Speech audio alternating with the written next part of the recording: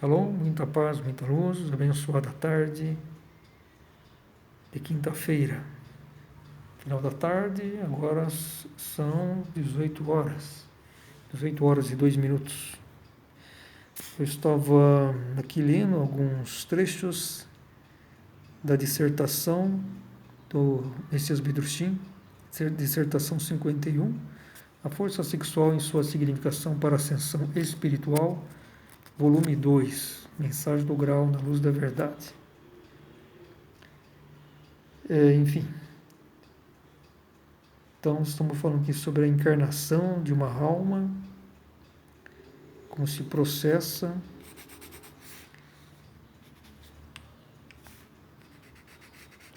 Então vamos ler aqui mais um trecho, dando sequência aqui ao vídeo anterior, né?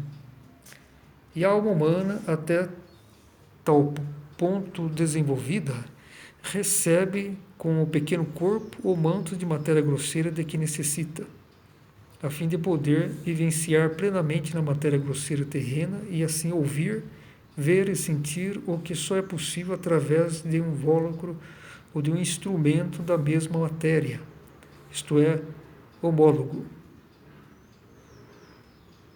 Só então poderá passar do provar para o saborear propriamente dito e, com isso, para o discernimento. É compreensível que a alma tenha que aprender a se servir desse corpo como instrumento e a dominá-lo. Fica assim resumido o processo da evolução do homem até seu primeiro nascimento terreno.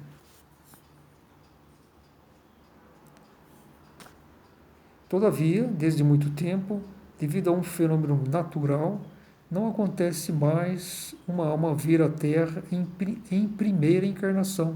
Ao contrário, os nascimentos trouxeram almas que, no mínimo, já tinham passado na Terra uma existência.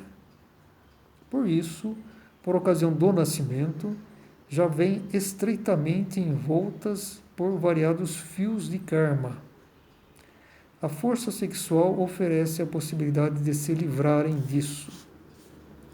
Devido ao invólucro do corpo terreno, durante toda a infância, a alma de uma pessoa fica isolada dos influxos que, vindos de fora, procuram atingi-la.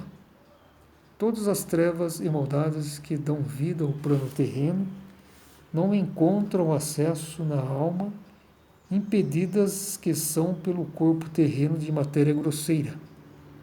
Não podem, por isso, obter nenhuma influência sobre a criança, não podem causar-lhe nenhum dano. Já, porém, o mal que a alma assim reencarnada trouxer consigo de uma outra vida anterior se conserva, naturalmente, nesse período da infância.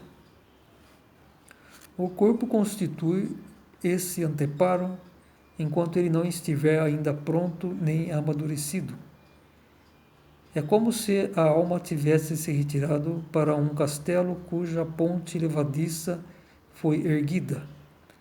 Permanece assim durante esses anos um vão intransponível entre a alma infantil e a criação de matéria fina, onde vivem as vibrações de culpa e redenção. Fica assim a alma abrigada nesse invólucro terreno, amadurecendo para a responsabilidade e aguardando o momento em que a ponte levadiça seja arriada, dando trânsito, portanto, à vida propriamente dita na matéria. Então, esse aí é mais um trecho aí dessa dissertação, uma dissertação de tem umas 12 páginas.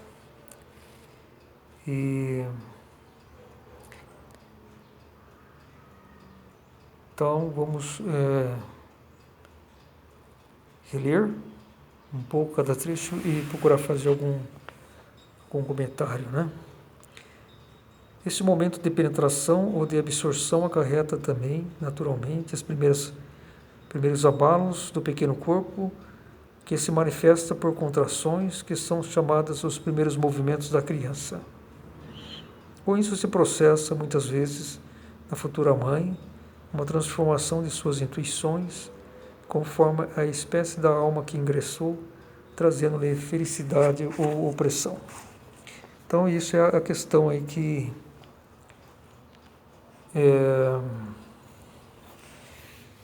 quando ao início de gravidez, geralmente sempre tem uma alma que fica na proximidade da mãe. E vai se formando fios, né? Entre a mãe, o feto e a alma que está no além, à espera da maturação do corpo para que ela possa se encarnar. E quando ela se encarna, lá para o quinto mês de gravidez, então ela convive, vamos dizer assim, no mesmo espaço que a mãe, né? Porque ela está encarnada, né, nessa alma infantil.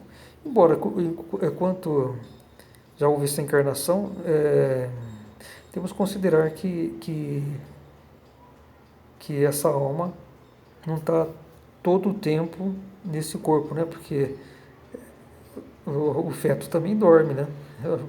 Então, eu acho que um feto, uma criança, passou muito mais horas, né?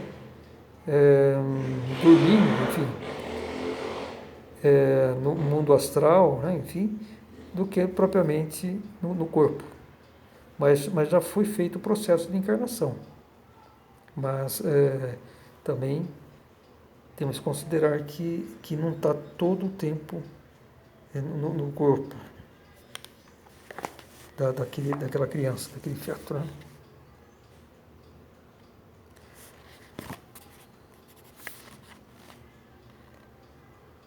Então, nessa encarnação provoca os primeiros movimentos, né? Lá para o quinto mês. E também até enquanto não foi encarnado em espírito, pode ocorrer de uma alma, dependendo da sintonia da mãe, enfim, o ambiente que está rodeando, atrair uma alma de repente escura do que no início estava previsto com a sintonia. Isso no caso de uma mãe que tenha uma boa índole, enfim, bons valores, né?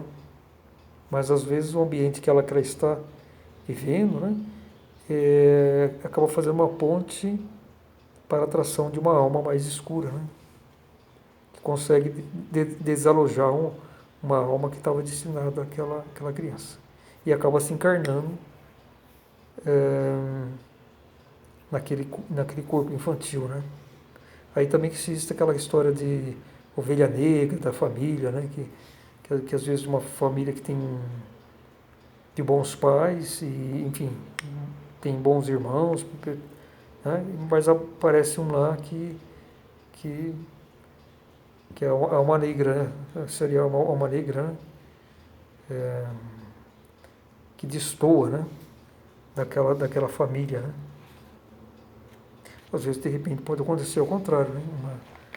Uma família que não tem uma boa sintonia, uma família assim muito precária assim nas suas atitudes, maneiras, de repente pode também nascer uma alma boa, né? Acho que isso sempre pode ocorrer os dois tipos de coisas, né? Mas a princípio eu penso que uma encarnação normal, já desde a geração, já tem uma alma que já se escolheu aqueles pais, né, enfim, e até incentivou, né? Talvez até aí é interessante observar, né? Que até esse processo da formação, né, do zigoto, que chama, né, a união do espermatozoide com o óvulo, né, de repente, o próprio irradiação daquela alma que quer se encarnar, isso também favorece esse tipo de coisa, né? Porque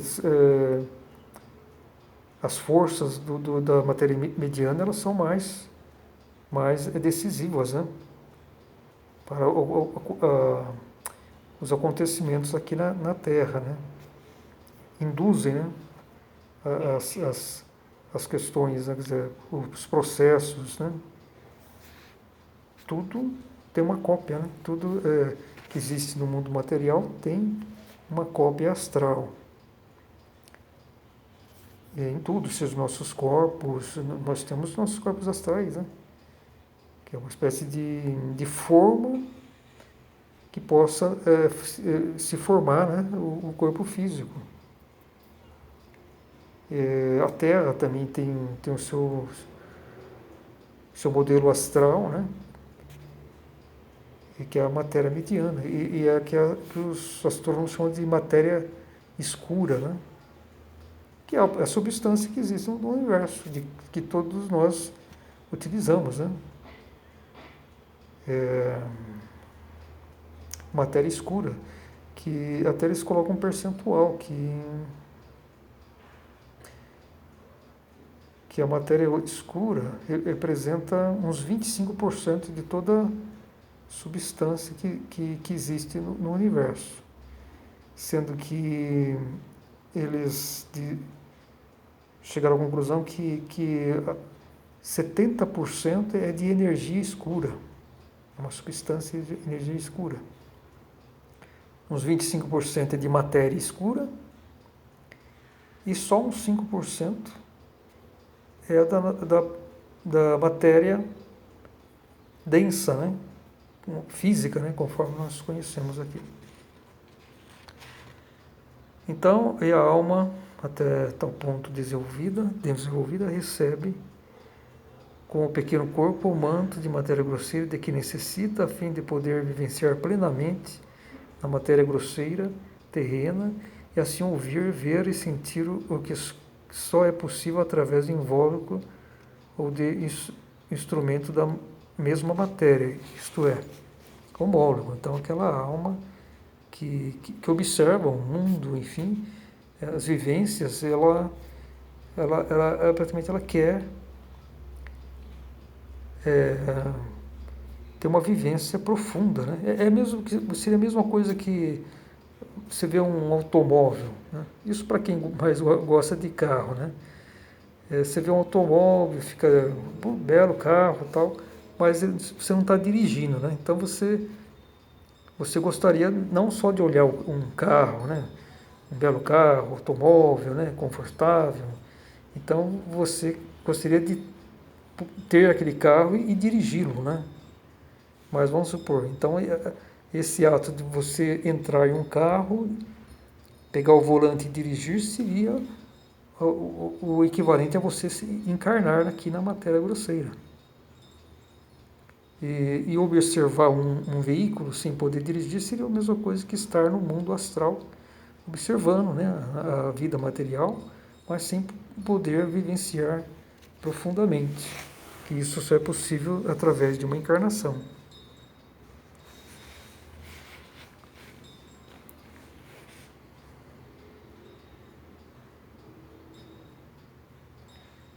Só então poderá passar do provar para o saborear propriamente dito, e, com isso, para o discernimento. É compreensível que a alma tenha que aprender a se servir desse corpo como instrumento e a dominá-lo.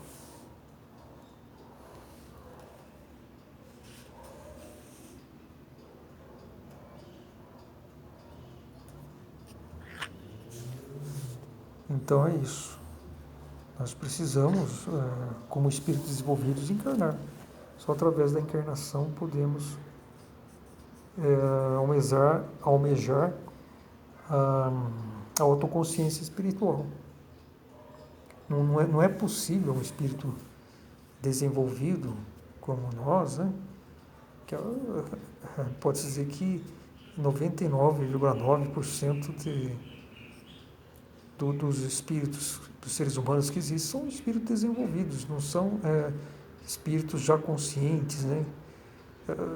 Que vieram para uma missão, já autoconscientes. Então, e sim, somos aquele tipo de espírito que não tínhamos nossos corpos espirituais já formados, né? Porque no reino espiritual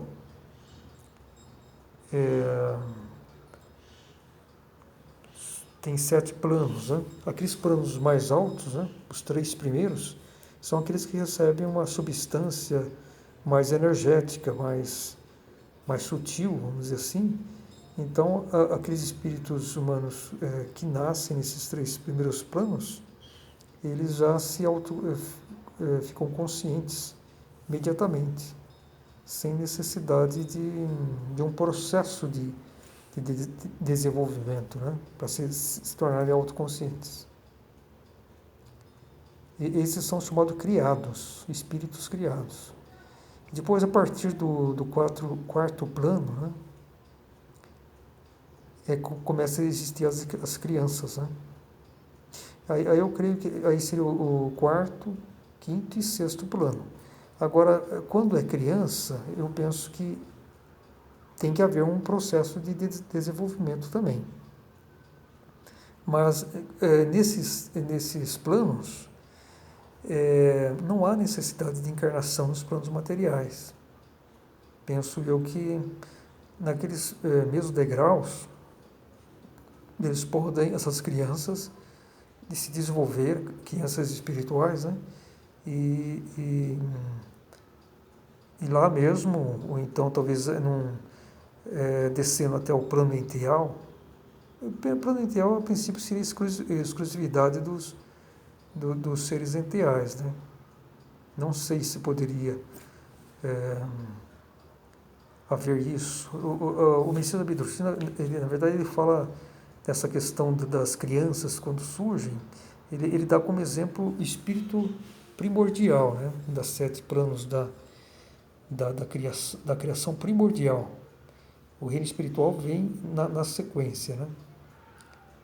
Na sequência, num plano mais afastado, digamos assim, do reino espiritual. Então ele deu um exemplo do reino espírito primordial, mas tudo é uma réplica, né? O reino espiritual, ele foi feito, construído após a conclusão do reino espírito primordial. E as coisas se repetem, né, na criação. Então, se ele citou isso no reino que existe, no reino espiritual primordial, significa que também ele foi replicado isso no reino espiritual. Que o reino espiritual é um reino com menos energia, não é tão brilhante, tão perfeito, vamos dizer assim.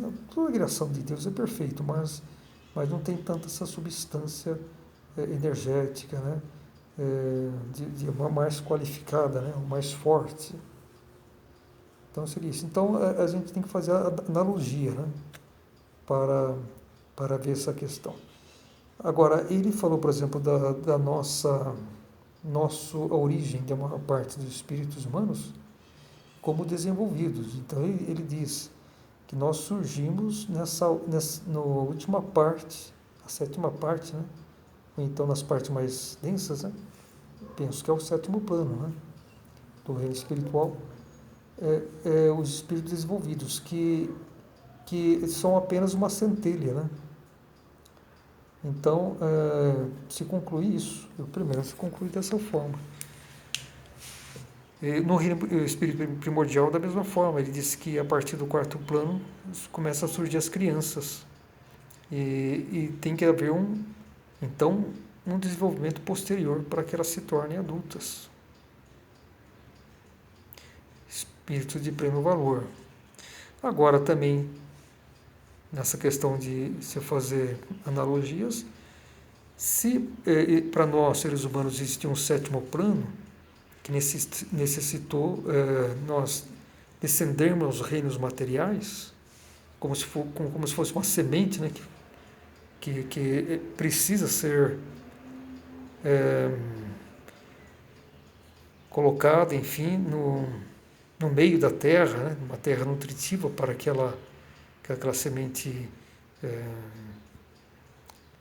venha à vida, enfim, receba os nutrientes, né, para se tornar uma vida, né, uma árvore frutífera, enfim. Também a gente pensa que no reino espiritual também, no sétimo plano, tem aqueles seres primordiais, daquela espécie primordial, que são apenas sementes. Nem corpos de crianças conseguiram, porque o corpo de crianças seria a partir do quarto plano, né? No sentido de cima para baixo, né? E então, isso que a gente leva a concluir isso. E essas centelhas primordiais, seguindo essa informação que nos foi passada pelo Messias Widurshin, então aquelas primordiais têm que descender para alguma região e que pode ser mais densa do que o plano deles, né? De repente essa região é o reino espiritual. De repente elas têm que se encarnar, vivenciar naquele reino mais denso e menos energético, para que aquela centelha possa ganhar um corpo invólucro e se tornar pleno, vamos dizer assim, igual os seres que vivem no reino espírito primordial. Porque acontece o mesmo conosco. Nós temos a espécie espiritual. Então, através de experiências, dessas vivências nos planos mais densos, o nosso, se for feito essas vivências de acordo com a vontade de Deus, sempre no sentido positivo, os nossos espíritos vão crescendo, se formando adequadamente, até se tornar adulto. Que quando atinge o estado de autoconsciência, aí não precisa mais se encarnar aqui na Terra. E aí voltemos conscientes, como espíritos de valor, lá no reino espiritual, do mesmo valor daqueles que não precisaram se encarnar aqui nos planos materiais.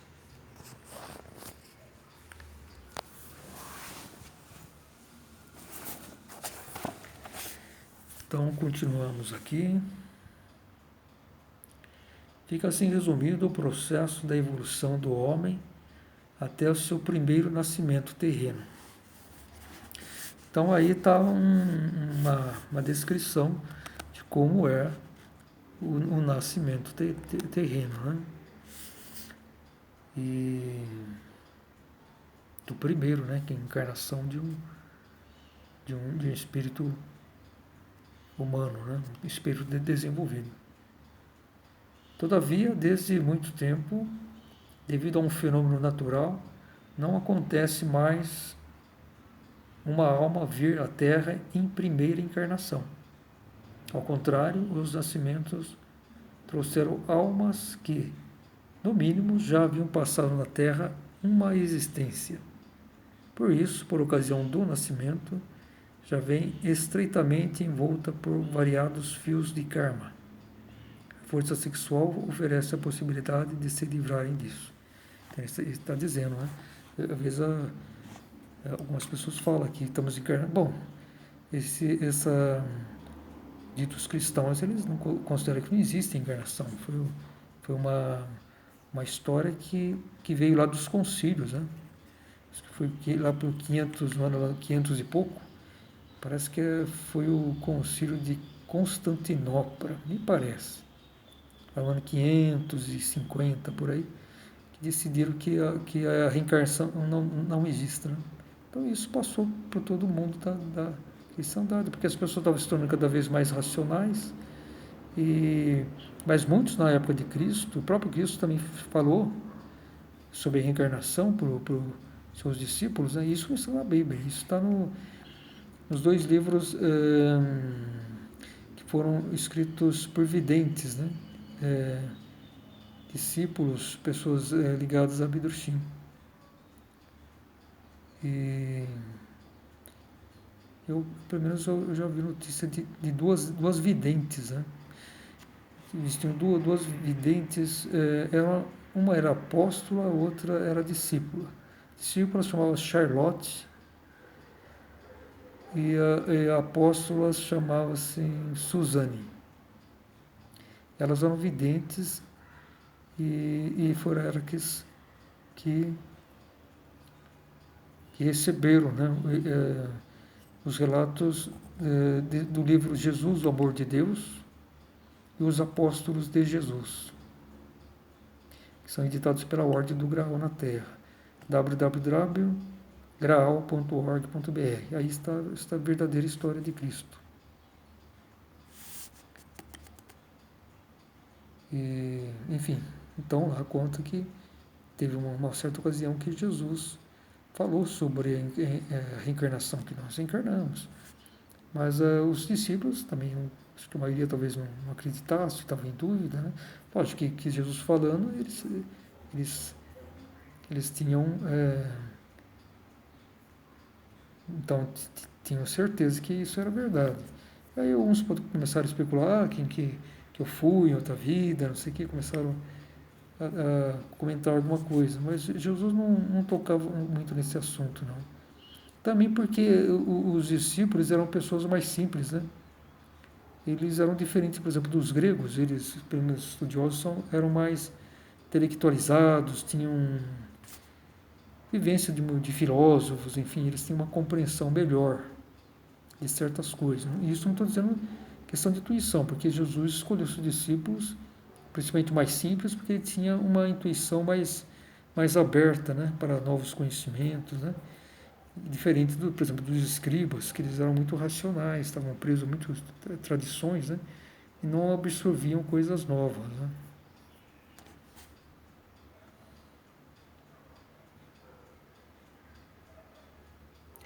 Então isso hoje não vem mais, porque o planeta Terra é considerado um planeta super amadurecido, né?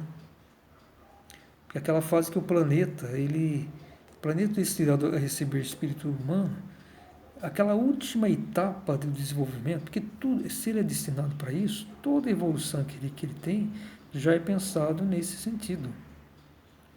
Então aquela última fase passou de quase geológica, né? E depois vem da flora, e depois vem a fauna, até chegar àquele primata, né? Desenvolvido, uma linha especial chamada de babais, que eles uma raça mais desenvolvida de animal que é feita justamente para quando eles atingem o seu máximo, né, de evolução aqui na Terra, que não é possível superar esse ponto, que está preparado para a encarnação humana. E aí as almas já prontas nascem nessas crianças, né, babais, né? Os babais, esse é o nome deles. E existiam na Terra 7 berços humanos. Uma ficava na África, outra no Polo Norte, onde é o Polo Norte, outro no Polo Sul, enfim. E os continentes também eram diferentes, acho que existia só um continente, Pangeia, era muito diferente da Terra, né? E depois há etapas de períodos de evolução, né, para o ser humano, mais ou menos de 600 anos. Primeiro o nascimento, que os seres humanos é muito ligado aos enteais, depois o crescimento, que aí me parece que nesse período que deixamos de ter o guia enteais, passamos a ter um guia espiritual, que fica mais distante, né, fala mais com a nossa intuição. Enquanto que os enteais, nós então convivíamos ao nosso redor, né? Enxergávamos enteais, interagimos, né? Nós interagimos anteriormente com eles. Eles eram nossos mestres, né? Depois tem o terceiro período, que é o amadurecimento. Depois que vem o quarto período que entra o raciocínio, que é de desenvolvimento, ações de desenvolvimento, quando o raciocínio é ligado na matéria. E aí que surgiu o pecado, justamente por causa das tentações que Lúcifer lançou, né? Ele distorceu sua missão, saiu da sintonia de Deus, não tratou a missão dele com amor, né? Foi com paciência, enfim. E aí começou a colocar, saiu da sintonia com Deus, que Deus prevalece o amor, né? Misericórdia, o amor.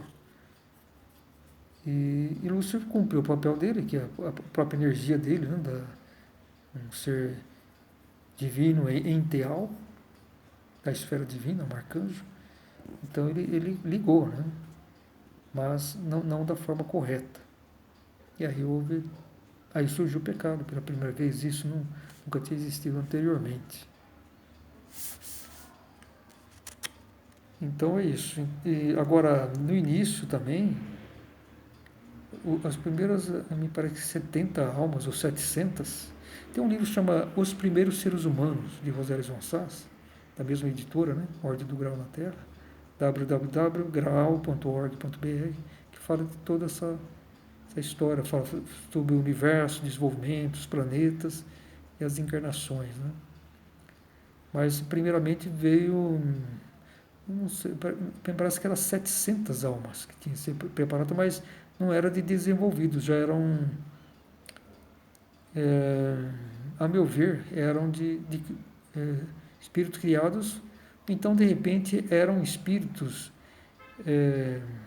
que estavam no estágio de criança. De repente, isso é uma ideia que está me ocorrendo agora. Então, talvez eles não eram espíritos já autoconscientes, os chamados criados, mas podia ser um intermediário entre os desenvolvidos e os criados, que seriam umas crianças, né? Isso é uma possibilidade, né?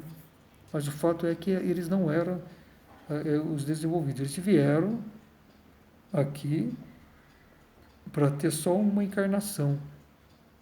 Com uma encarnação, eles cumpriram essa missão de fazer a ponte, né, para os espíritos desenvolvidos, mas depois dessa vivência, ao desencarnar, eles retornavam já autoconscientes, a meu ver, né, ou então já em estado adiantado de autoconsciência, lá no paraíso. Eles retornavam ao paraíso, porque eles eram de lá, né? Então é isso. Então hoje em dia já vem pessoas com muitas já encarnações anteriores, precisando de resgates kármicos, né? Shalom, muita paz, muita luz.